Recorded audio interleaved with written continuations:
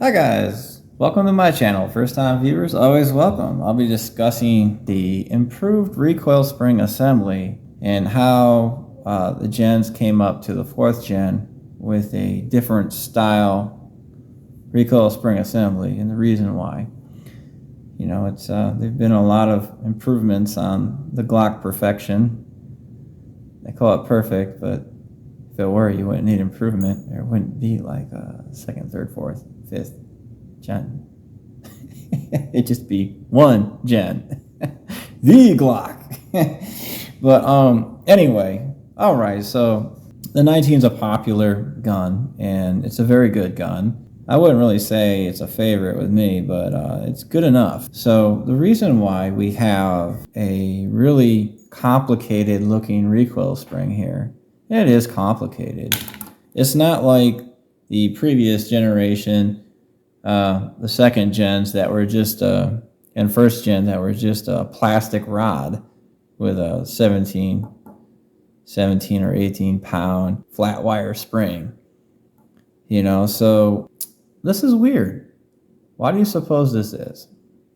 Well, the main reason why this is on the 4th gen and not the 1st, 2nd, and 3rd is that there was a chief complaint about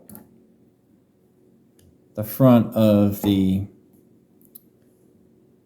frame chipping on these guys. Right here, where the slide comes back and kisses the frame during recoil with NATO rounds and high pressure rounds.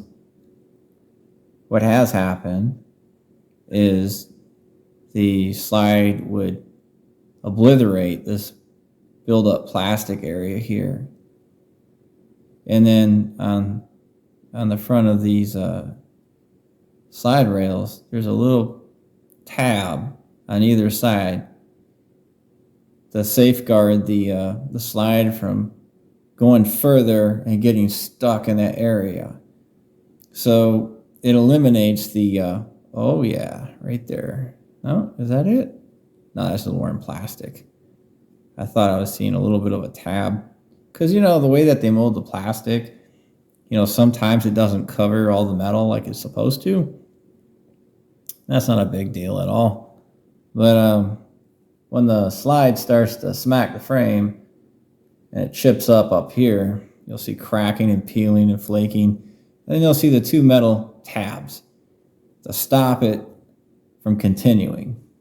And then the rest of the trauma is absorbed on the back side of the slide rail.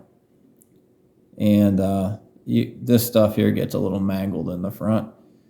And, well, nobody really likes their gun to get chipped up that way. And what you're seeing here, the way the light moves on this plastic, see it curve up a little bit, you know, which is all right. You know, it just, the reason why it's curved up like that is because the slide's been hitting here. And that's the way that it stress relieved itself. You know, it's kind of like a shock buff, but it's one that you can't replace. And it's one of the reasons why a lot of law enforcement agencies went to the SIG P320, because, you know, once you mess up a Glock frame, you need a new frame. But these things can take a tremendous amount of abuse. And even if you do chip it up in the front, it doesn't make it unreliable, defective, what have you. It just bugs the heck out of you because, you know, you pay a lot of money for your stuff. It's not what you expect out of a gun. So that is the first reason and primary reason why your recoil spring looks like this on the 4th gen. Maybe the 5th gen. I don't have one to speak to that yet. But this is a used 19 I picked up. And what's particularly interesting about this is we got an outside spring. We got another spring in there, it looks like. And then we got another spring. And I'm not so sure that this whole, yeah, I'm a strong guy. Look at that. It's a plastic rod. And then we've got a metal rod. And then we got a cupped sleeved. By cupped, I mean there's like a flange that holds this big spring. So you have a metal guide rod, a plastic guide rod, and it looks like, from what I can tell, 3 springs to make this gun run. And, if they just had this spring and this spring, that would probably be enough to handle the higher pressures without an issue. But there's another spring in there, and it's plastic, partially. And you're like, well, why? That's complicated. Yeah, it is. It's a very complicated recoil spring assembly. Probably more complicated than it should be. Give you a little idea, I have a second gen, 17, and, I've had it a long time. I bought it used and put a lot of rounds through it. But I've got a metal full-length guide rod that's fluted, and I replaced the plastic one because the plastic one, what happens with the plastic ones is when these things feed, let's see, so when you feed around, what happens is there's a lot of this movement in the slide. It kind of like comes back, feeds, and there's chatter. I don't know if I'm making the movement correctly, but when you look at the frame, you see the slide bite in the dust cover. And you get a lot more of that with plastic guide rods because there's a lot more slide float, and that can create the limp wrist problem. What? Limp wrist problem? Nah, dude, I must not be knowing what I'm talking about. That can't happen. It does, and that's why you want a metal guide rod. You don't want plastic because it allows this thing to float all over, and you can tell the plastic is making transfer marks on the slide. So the way that the gun cycles, having a plastic guide rod can create failure to feeds and jams and limp wrist problems. Because what happens is the slide is allowed to float around and bite down into the dust cover. Well, plastic can stop things, you can compress it, and even though this is like a really good polymer that's really slick, it's not supposed to be that way. So if you have a first or second gen, maybe a third gen with a plastic guide rod, you might want to change it out because you run a greater probability of having a misfeed, having that plastic guide rod. So what we have here is we have a partial plastic guide rod. And so they want it to wiggle a little bit more, make it a little more playful in the front. Perhaps it makes it a little bit more reliable in this particular gen. I'm not sure. Maybe it's because it's a shorter slide and it doesn't have a long cycle rate like the 17. Okay, I'll go with that. But it's pretty complicated compared to other recoil spring assemblies. I think they just wanted to have a little bit more wiggle so that when the slide safety plunger button hits this activator on the trigger bar, you won't end up with, a high pressure area with accelerated wear at an accelerated rate. But yeah, so having that plastic end on there might actually help this out a little bit better. But this is another reason why limp wrist shooting's a problem in the Glock design. Because, when the barrel takes a round and it chambers, it goes like that and it bites into the dust cover. And and moving that direction like this, it puts the safety plunger about here where it hits, and it's hitting because it looks rigid. See if I can get a good view of this guy. There we go. That's healthy, but it's rigid. And you can tell the plunger is biting on the activator ramp. Now, for you guys out there that like to customize your guns, you might want to put a metal trigger on here.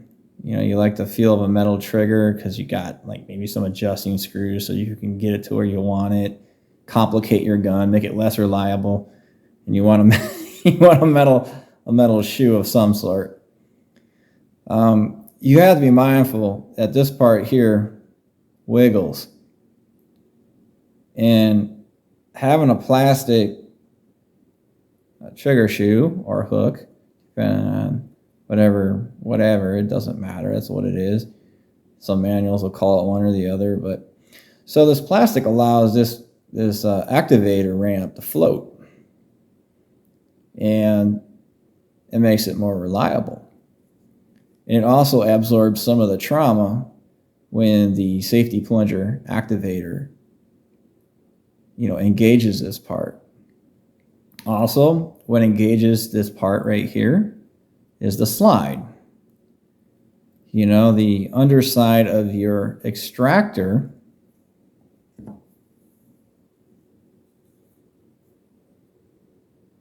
that's very sharp here can bite on that activator ramp before it hits the plunger. And when that happens, you end up shearing metal, and that's not good. So if you're into like improving the Glock design, and Glock, if you're watching my video, you need to take some notes. I'm telling you, because your guns aren't perfect. Far from it. So what you want to do here is you want to bevel this sharp edge. The round's going to strip here, but this surface here on this breech face part of the slide that's like cut, like at 90 degrees, and there's no bevel here. If that safety plunger activator off the trigger is elevated like that, it can, it could bite into it. Either here, the front of the slide, or here, depending on how it wiggles.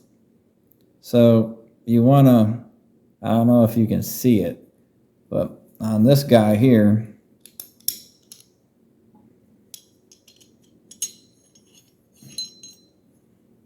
there we go. All right, on this guy here, there's a bevel, a little bevel. And then there's a bevel here. There's a little bevel there, because it makes sense. It's a little extra detail that makes all the difference in the world.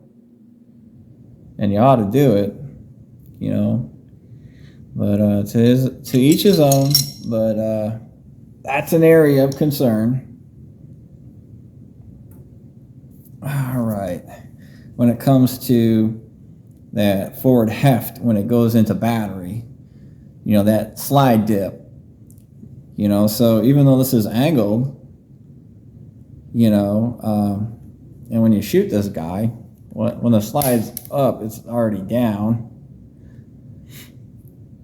But when you shoot it like that, it's up. So after it shoots the expended shell, the slide crashes into that, and the safety plunger activator crashes into that. And that's why limp wrist shooting is such a problem with the Glock design, because when the slide goes into a feeding cycle, from back here forward, and just kind of like there's a little tilt to those parts. And you can see how that can contribute to a misfeed. And the other reason is to basically tune the ejection. So that you'll have reliable ejection. Having dual recoil spring assembly and a variable recoil spring assembly assists in the ejection. So you have reliable ejection and constant ejection. And that's why the recoil spring assembly looks the way it does. Don't forget to like and subscribe, and don't miss so you don't miss out on all this good stuff. All right. Cheers. Have a good day.